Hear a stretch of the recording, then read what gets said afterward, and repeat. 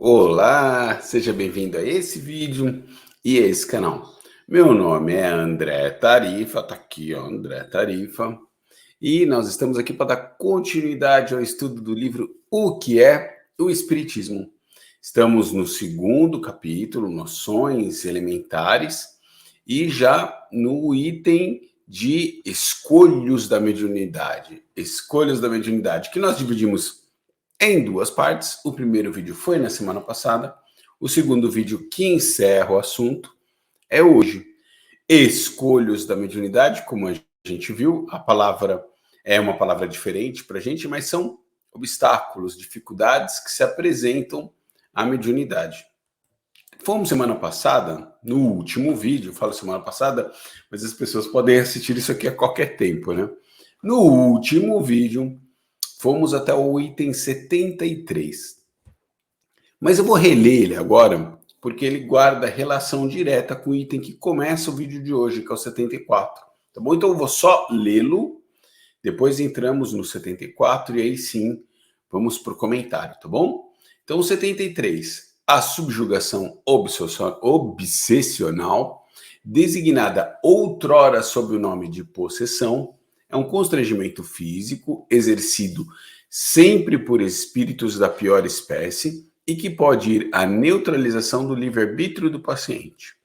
Ela se limita, muitas vezes, a simples impressões desagradáveis.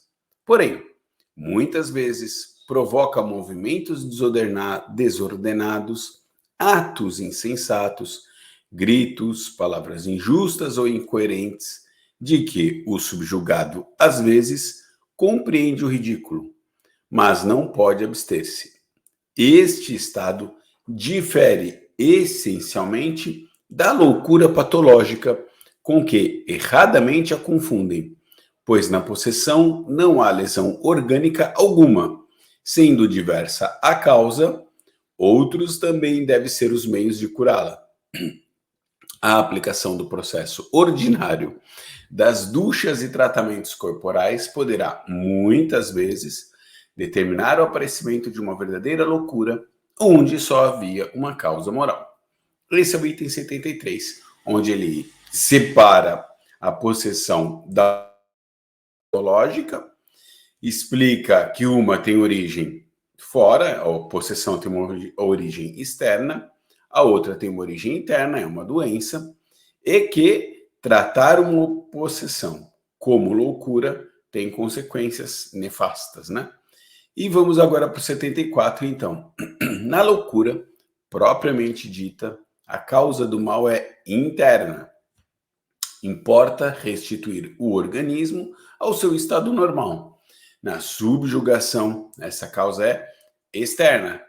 Tem-se a necessidade de libertar o doente de um inimigo invisível, não lhe opondo remédios materiais, porém, uma força moral superior a dele.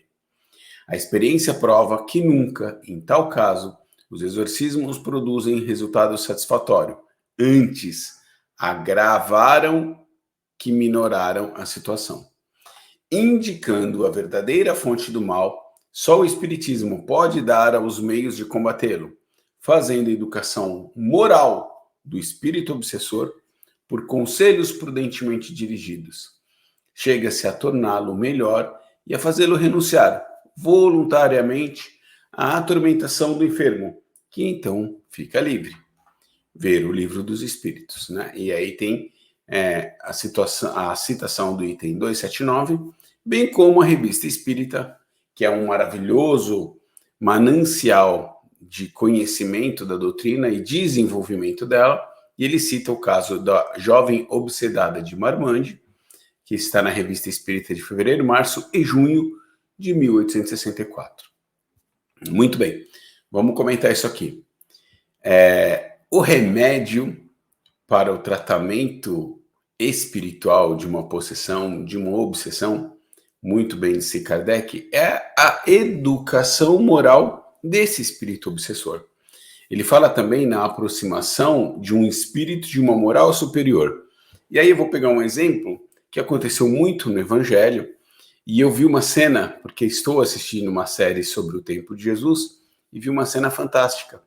a mãe da esposa de Pedro, ou seja, a sogra de Pedro, está acamada, está adoentada, e Jesus vai até lá. Jesus precisava dos trabalhos de Pedro e não podia deixar a esposa de Pedro sozinha com a mãe doente, né? Já que ele capturou Pedro para seguir com ele nos trabalhos, Jesus teve essa sensibilidade de não deixar totalmente desamparada a mulher de Pedro nestas situações.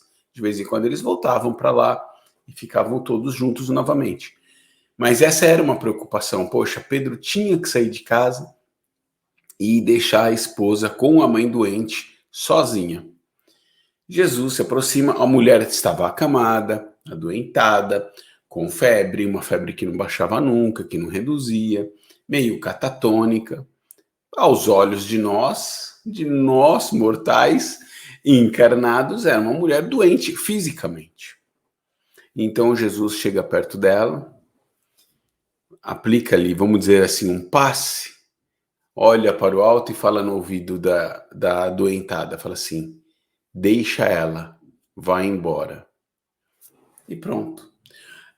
Ela rapidamente restabelece a sua saúde física. Ela levanta, já sacode a poeira, já vai preparar um lanchinho ali para Jesus, para Pedro, para André e para a filha. Olha que história bacana, que mostra exatamente um caso como esse. Uma pessoa que aparentemente estava com uma doença física, mas na verdade estava com um grau de obsessão praticamente no nível de uma possessão. E ao afastar o espírito, quem afastou o espírito? Alguém com uma educação, com uma condição moral muito maior. E bota maior nisso, né? Era o próprio Jesus. Ao afastar o espírito, restabeleceu-se o corpo e a saúde física dela na mesma hora. Então, ao ler esse texto, foi o caso que me lembrou para ajudar a gente a montar o quadro. E depois, né, é importante continuar na diferenciação. Essa educação moral do espírito, agora trazendo para nós também, novamente, mortais comuns no mundo de prova e expiação, em trabalhos mediúnicos, é exatamente isso que acontece. Um espírito lá se manifesta, porque o encarnado a quem ele obsedia está em tratamento, né? Então você aplica lá o passe ou a fluidoterapia, e esse assistido vai para casa, e num trabalho mediúnico, a espiritualidade traz o espírito que obsedia a pessoa. E o que se faz é exatamente isso. É conversar com ele, demovê-lo da ideia de vingança, demovê-lo da ideia do intuito que ele está lá, né? Por que ele está fazendo aquilo, falar da importância do perdão, de quão é importante para ele libertar-se daquele processo, porque na verdade o que esses espíritos não enxergam é que eles estão presos a uma situação, às vezes por séculos. Eles também estão deixando de evoluir. Não é que ele está atrapalhando a vida da pessoa, coitadinha, não. Diga-se, quase sempre tem uma relação ali onde as duas pessoas, entre aspas, tá, têm culpa. O obsidiado, em algum momento, deu causa a essa raiva profunda, a esse ódio do espírito que agora tem a oportunidade de atrapalhar. Então, a gente tenta demovê-lo da ideia, né? Mostrar o quanto que o perdão sublima a pessoa, o quanto que o perdão é libertador para quem perdoa. Falamos do amor, falamos de quanto ele pode se melhorar, se ele olhar para si mesmo, né? Se ele passar a se amar devagarzinho. Às vezes acontece numa única conversa, às vezes acontece em 2, 3, 4 conversas. Às vezes a espiritualidade afasta ele um pouquinho do obsediado e ao longo do tempo vai trabalhando com esse espírito. Então é exatamente isso. Só a reeducação moral é capaz de solucionar casos como esse. É muito importante isso. Então aqui ele aprofunda a questão da diferenciação da loucura física, né, da doença, loucura, da possessão. Né? A loucura tem caráter interno, é no organismo, e a possessão tem um fator exterior que leva àquilo. Então, é preciso separar-se também os tratamentos. Eu acabo dando risada toda hora que eu leio sobre as duchas, né? Eu nem imagino como era esse tratamento com duchas para os loucos, coitados, né? até há pouco tempo, aliás, eu nem sei como é que está isso agora, porque andou indo e voltando, tinha a questão dos tratamentos com choque elétrico, né, que por um tempo foi praticamente a única coisa que se usou, depois se acabou com esse tipo de tratamento, mas há pouco tempo regulamentou de novo, por isso que eu não sei bem. Mas eu imagino que muitas pessoas com problemas de obsessão aos olhos da matéria foram tratadas como loucas, e isso é de dar dó. É de dar dó, porque, como diz Kardec, aí sim você pode, inclusive, induzir a pessoa à loucura, porque tamanho é o choque, a força desse tratamento, que você vai desequilibrar esse organismo, e aí sim provocar uma loucura patológica. Eu imagino que tenha acontecido aos montes, se é que ainda não acontece. Se é que ainda não acontece. Temos um filme muito bonito, hein, gente? Olha, pena que não... Olha, me ocorreu ele agora. Esse filme estava na Prime Video há pouco tempo e mostra um caso de uma mulher médium que se descobre médium sem saber o que era mediunidade na França, lá à época de Kardec. Meu Deus. Olha, vamos fazer o seguinte, eu me comprometo a deixar aqui no link o nome do filme. Eu estou gravando agora, não vou lembrar, mas eu vou achar o filme e vou colocar aqui no link, tá bom? Mas a história é linda, é linda. Ela se descobre médium e é tratada como louca dentro da família. E o que fazem com as pessoas dessa época? Internaram ela. E em algum momento no processo, ao longo do filme, ela ganha de presente o livro dos espíritos. E ela passa a entender o que acontece com ela. Olha, é um filme lindo, viu? É um filme lindo. Eu me comprometo, você que está assistindo o vídeo agora já vai achar o link aqui embaixo do filme. Agora me veio à cabeça e é exatamente o caso que nós estamos tratando agora nesse item. Alguém que era médium, que conversou com espíritos, ou que ouviu os espíritos, e que no fim foi tratada como louca aos olhos da matéria. Tá legal? Que bom que eu lembrei desse filme, que vai ser legal para quem quiser assistir. A subjugação, item 75 agora, hein? A subjugação obsessional é ordinariamente ou individual. Quando, porém, uma falange de espíritos maus se lança sobre uma povoação, ela pode apresentar caráter epidêmico. Foi um fenômeno desse gênero que se verificou ao tempo do Cristo.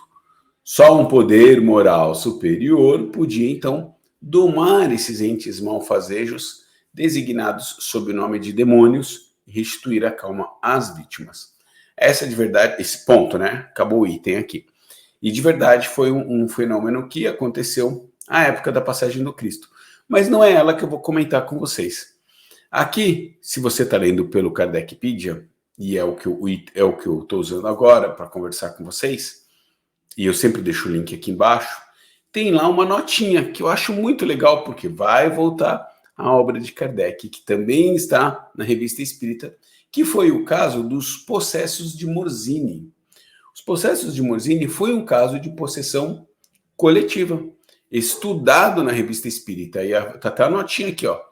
Abril e dezembro de 1862, depois ele volta no assunto. Janeiro, fevereiro, abril e maio de 1863. Vou comentar, inclusive, com vocês, porque eu tive a oportunidade não de estudar, mas um outro texto da revista há pouco tempo, quase 2 anos já. E ali foi observado o desenvolvimento dos conceitos de Kardec ao longo do desenvolvimento da doutrina. Vou falar exatamente o quê? Kardec, no começo da doutrina, não admitiu que existia casos de possessão. No livro dos médiuns original, não existia possessão. Ou melhor, ele informava, inclusive, que a possessão não existia. Taxativo. E aí, se você chegava na Gênese, que já é um livro escrito no fim, né, da vida encarnada, na vida de Kardec, ali ele admite a possessão. Quem não acompanhou a Revista Espírita, o desenvolvimento dessa doutrina ao longo do tempo, fica sem entender. Fala, num livro ele escreve que não tem, no outro ele escreve que tem. Aonde que está o desenvolvimento dessa transformação? Na Revista Espírita. E o caso dos possessos de Morzine foi um dos que fez ele mudar esse conceito. Curiosidades, efemérides espíritas, mas é muito legal conhecer isso, né? Então eu fiquei contente quando eu vi isso e vi a nota e eu nem me preocupei em ir lá em ver o exemplo de Jesus, lembro mais ou menos, mas como não pesquisei não vou falar, mas esse de Morzini eu sei pelo menos qual é o contexto. E foi um dos casos que fez mudar do livro dos médiuns lá para Gênese essa questão da possessão. De, num primeiro momento, Kardec não admite que tinha, e depois, analisando casos ao longo dos anos, ele lá na Gênese passar a falar que a possessão existe. E aqui nesse livro que ele escreveu lá no começo, por que ele está tratando como existe? Porque já é uma edição revisada, onde mais para frente, ainda encarnado, ele altera esses conceitos, né? Por isso que ele faz citações ao livro dos médiuns. O livro dos médiuns não era escrito ainda na primeira edição do livro que é o Espiritismo, que o Espiritismo veio antes do livro dos médiuns. Mas por isso que ao rever nas edições, ele vai fazendo novas anotações, novas alterações no texto, o que é absolutamente natural. Mostra que ele não era uma pessoa de pensamento fixo, era uma pessoa que, ao analisar novos casos, foi incorporando novas coisas à doutrina, sempre acompanhando. A doutrina não é engessada, não é engessada. Hoje em dia, inclusive, nós precisamos até tomar cuidado, porque tem gente querendo enxertar coisa demais na doutrina. Mas para voltar em Kardec, uma das falas famosas dele é essa: se lá na frente a ciência contradizer algumas coisas dessa doutrina, fiquemos com a ciência. Quando ele fala isso, ele fala primeiro o seguinte: pode haver alteração, ela não é engessada. Então, se a ciência falar coisas novas, vamos olhar a ciência. Ele já pré-admite que a doutrina é flexível, pelo menos no meu ponto de vista. E a segunda coisa é essa, né? Vamos ficar com a ciência. Se agora estou falando coisas que não cabem, e lá na frente se provarem ao contrário, vamos ficar com a ciência, tá legal? Então, gostei muito desse caso. E isso mostra a possessão, o desenvolvimento da possessão, a análise dos casos ao longo dos anos, e aí eles estão registrados lá na Revista Espírita, mostram como era o homem Kardec no desenvolvimento da doutrina. Legal, né? Eu gosto pra caramba dessas coisas. Voltando em Kardec, 76.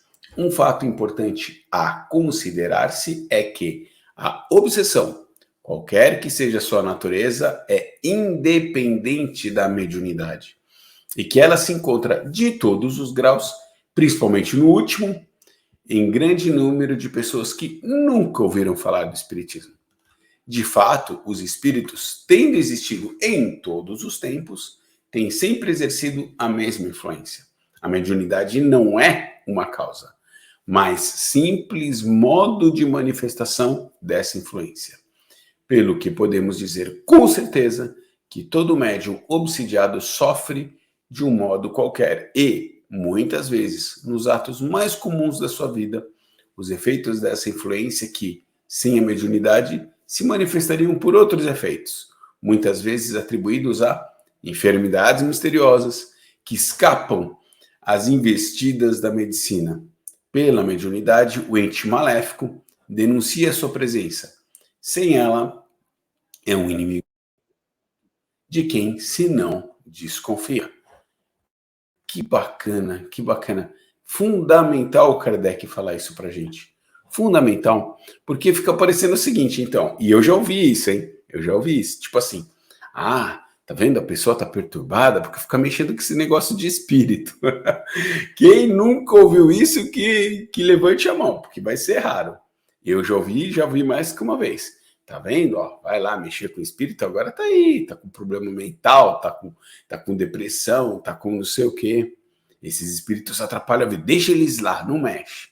Ora, se sempre existiu espírito, se sempre existiu encarnado, sempre existiu a relação entre eles. Isso também está muito claro ao longo do estudo desse livro, está muito claro lá no Evangelho não, lá no Livro dos Espíritos, né, aquela pergunta que me aterroriza, que os espíritos, cuja resposta é que os espíritos influenciam a nossa vida, via de regra são eles que nos dirigem. Meu Deus do céu, eu fico apavorado quando eu leio essa resposta. Então essa relação sempre existiu. E sendo que isso uma verdade, então os espíritos nos influenciando o tempo todo, é óbvio que as obsessões sempre existiram. Seja a pessoa médium no exercício da mediunidade ou não. Mediunidade não é causa, é meio é o meio operacional da coisa, vamos dizer assim. É através da mediunidade que se manifesta a obsessão. É só isso. Ela não é causa. Então, você sendo médium ou não, você pode ser obsediado do mesmo jeito. Sendo católico, sendo protestante, sendo materialista, sendo ateu, não importa. Pode acontecer. Principalmente os casos de possessão. Ele cita principalmente os últimos, que ele está falando da possessão. Então, não é... mediunidade não é causa. É só um meio pelo qual esses casos se deram. E aí ele fala um negócio bacana, que eu vou voltar no exemplo de Pedro, né? Se não é por uma manifestação mediúnica regular, normal, como que essa obsessão pode aparecer? Através de uma doença física que a medicina não consegue esclarecer. É o caso típico que eu acabei de contar da sogra de Pedro, que estava lá, adoentada, que não se sabia o que fazer com aquela febre, com aquele estado catatônico que ela estava, afastando o seu espírito, o corpo estava ótimo. Ela já levanta na mesma hora. E eu fui ler a passagem no Evangelho, a série representou assim fielmente a passagem, porque ela chega até a ser meio engraçada tal. E eu falei, poxa, será que é exatamente que está assim no Evangelho? Eu fui lá ler no Evangelho e está exatamente assim. Fantástica a passagem. É uma obsessão que ficou aos olhos nossos como uma doença física. Ela poderia ter sido manifestada como uma possessão, como também aconteceram vários casos no Evangelho de pessoas, entre aspas, endemoniadas, né? Depois tem até a origem da palavra damo e tal, mas isso é para outra história, para outro vídeo, para outro momento.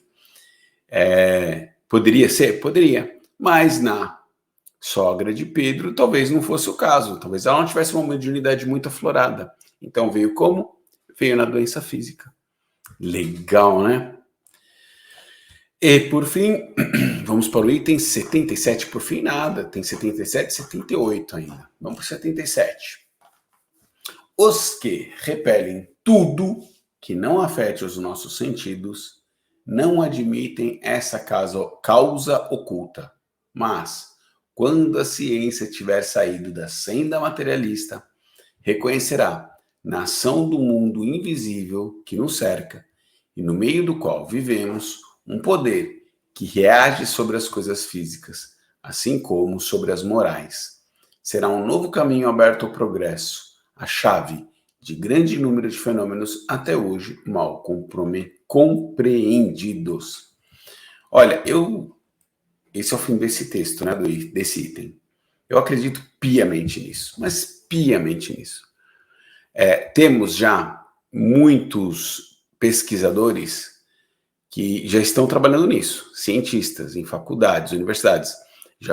Reportagens como essa vocês vão encontrar com facilidade no YouTube, testando em universidades, em institutos de tecnologia, a mediunidade, por exemplo.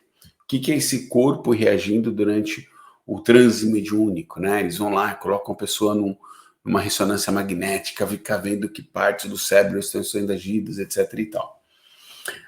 As questões psicológicas como fatores que causam problemas físicos. Gente, é uma vírgula para chegar no espiritual. É uma vírgula. Por quê?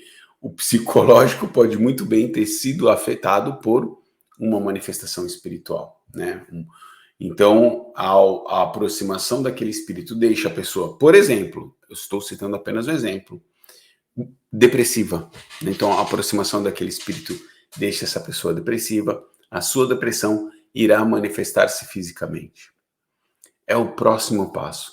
Já temos espíritas, eu vou ampliar, espiritualistas, cientistas, trabalhando juntos para alcançarem esse caminho. E eu tenho certeza que não falta muito. As reportagens que eu vejo, os textos que eu leio me deixam bastante otimista nesse sentido. Leva tempo. Tem muitos preconceitos para serem quebrados. Às vezes a gente dá um passo para frente e dá dois para trás.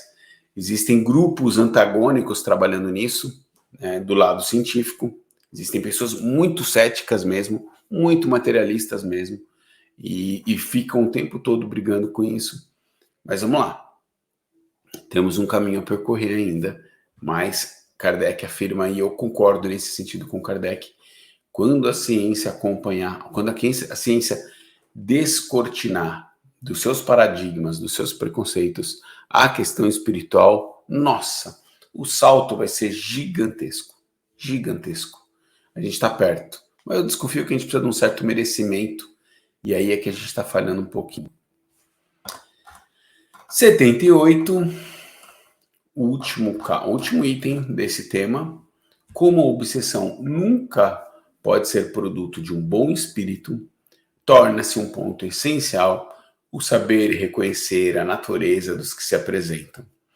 O médium não esclarecido pode ser enganado pelas aparências, mas o prevenido percebe o menor sinal suspeito e o espírito, vendo que nada pode fazer, retira-se.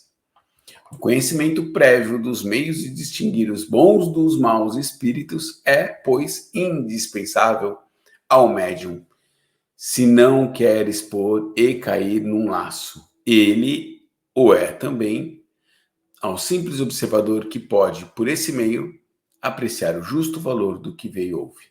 Notinha, ver o livro dos médiuns. Gente, esse tema, eu nem sei quantas vezes eu já falei dele só no estudo do livro que é o Espiritismo. Vou até pegar o primeiro parágrafo de novo desse item. Como obsessão nunca pode ser produto de um bom espírito. Então é essencial reconhecer-se a natureza dos que se apresentam. É bom, é essencial. Bom uma ova. Bom quem falou foi eu. Kardec falou a palavra certa. É essencial saber diferenciar. Qual que é a questão? Ele já coloca no parágrafo seguinte: o médium não esclarecido vai se enganar pelas aparências. O médium prevenido vai perceber o menor sinal suspeito. E como ele vai perceber, o espírito que quer obsediar vaza da linha, como a gente fala na gíria. Ele se afasta, porque naquele médium não vai funcionar. Mas não tem problema, sempre vai ter um médium despreparado para esse processo mediúnico, para esse processo obsessivo. Então, vamos voltar, e aí são várias as questões. O Evangelho segundo o Espiritismo tem isso, o Evangelho de Jesus, original, no Novo Testamento, tem isso. O Livro dos Médiuns tem muito disso. É preciso estudar para diferenciar o que é. João tinha a frase bonita, né, no Evangelho de João, separar os espíritos que são de Deus, né, porque é um espírito que ele vem de Deus. E nesse caso, o vir de Deus parece que é um anjo que vem do alto nos auxiliar. Não, basta apenas que seja um espírito de boa intenção. E nós estamos cercados deles. O meu anjo guardião, o meu espírito que me acompanha, o meu espírito que me auxilia nos trabalhos mediúnicos, é dotado da melhor intenção possível. Esse, aos olhos do evangelista João, é um espírito que veio de Deus. Então ele veio com uma boa intenção e a ele eu devo ouvir e devo dar vazão à minha mediunidade. Agora, se eu for um médium fascinado, um médium sem estudo, facilmente caímos nas teias de uma obsessão que pode ser de todos os gêneros: a fascinação, a possessão, uma obsessão simples, falta de conhecimento. Quer dizer que a gente está sempre cercado com uma proteção inquebrantável e a gente nunca vai sofrer um processo obsessivo? Claro que não. Claro que não. O médium não é santo e o médium não é uma melhor pessoa do que ninguém. Então, ao longo da nossa vida, trabalhando mediunicamente, regularmente, semanalmente, numa casa espírita, estudando sempre que se pode, vigiando os pensamentos, na nossa vida normal, natural, de vez em quando a gente desequilibra. Quando a gente desequilibra, a gente abre um canalzinho aí para pequenos processos obsessivos.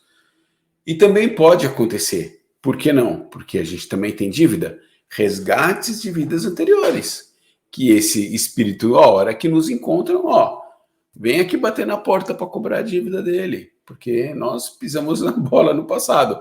E aí quer dizer que porque eu sou um médium, que trabalho toda semana direitinho, que estudo, que vigio, não vou sofrer o processo obsessivo? Naturalmente que eu vou. Talvez o que aconteça é que, melhor amparado e percebendo isso mais rapidamente, talvez eu consiga trabalhar isso antes que a coisa fique muito pior, né?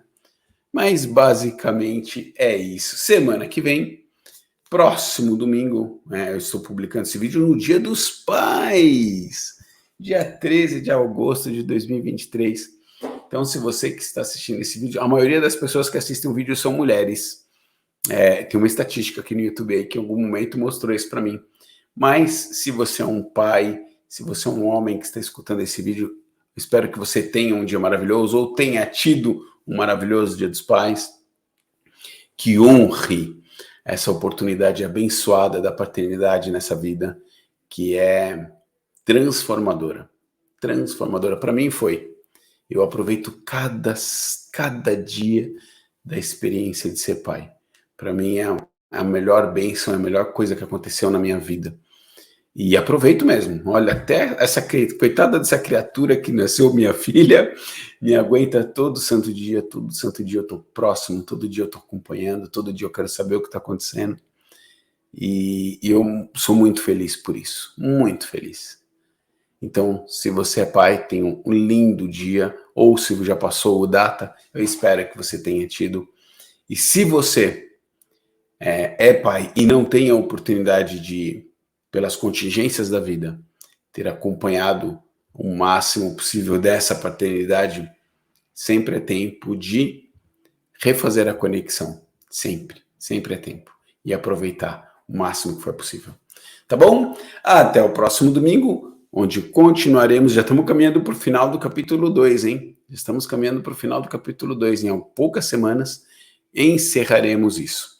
Então aqui embaixo vai ter o link do Kardecpedia, vai ter o link, ou pelo menos o nome do filme, se eu achar o filme em qual rede que está passando, em qual streaming que está passando, eu coloco também do lado o filme da moça na França, e vou refazer o convite de antes, o link para o canal do Centro Espírita Mansão da Esperança, casa em que eu trabalho há 10 anos, que essa semana começou a fazer um trabalho de estudo do Livro dos Espíritos. Tão importante. Se você assiste esse vídeo aqui, acompanha esse estudo, é porque você gosta de Kardec e do Espiritismo. E estudar o Livro dos Espíritos é fundamental. Vou até chegar mais perto do microfone aqui, ó.